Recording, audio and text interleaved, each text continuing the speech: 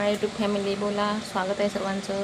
हे बघा, आपण आज पोहे बघणार आहात. एवढे पोहे आपण घेतले भिजवून ठेवले आहे बरं का. पाणी सगळं काढलं आणि भिजवून टाकले. त्या अगोदर कापून घेतलं सर्व बटाटे कशी पातळ काप करायचे. बटाट्याच्या पातळ काप करून हे करायचे, जेणेकरून लवकर भाजले पाहिजे. कांदा, शेंगदाणे हे माझ्या आवडीनं टाकून बघायले काजू आणि मिरची, टमाटर आणि त्याच्यामध्ये टाकलं आहे मी आता मोहरी आणि जिरा. बघा,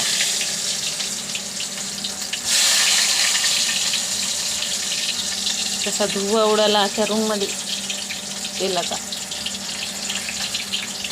कढीपत्ता टाकते.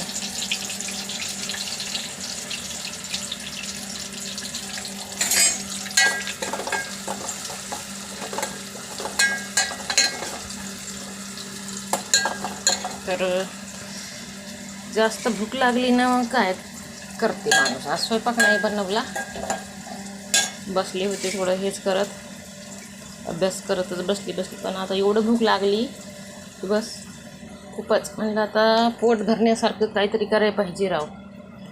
तर हे बघा, आता मग असं बनवायले. ह्याला भाजून घ्या पाहिजे राव पहिलं.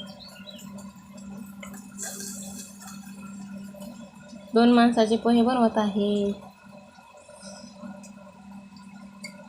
2 माणसासाठी बनवत आहे बाबा. हे बटाटा आहे ना, त्याला छान भाजू द्यायचं तेलामध्ये. भाजू द्यायचं असं मस्तपैकी. भाजलं तरच छान लागते ना ते, नाही तर कच्चं राहते बरं का.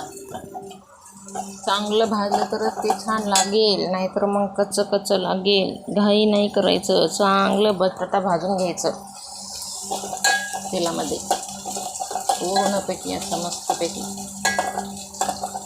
ते छान भाजलं तरच छान लागणार आहे, नाहीतर मग काय खरं नाही आहे. त्यापेक्षा एकेच्याने मस्त बटाटा भाजू द्यायचा.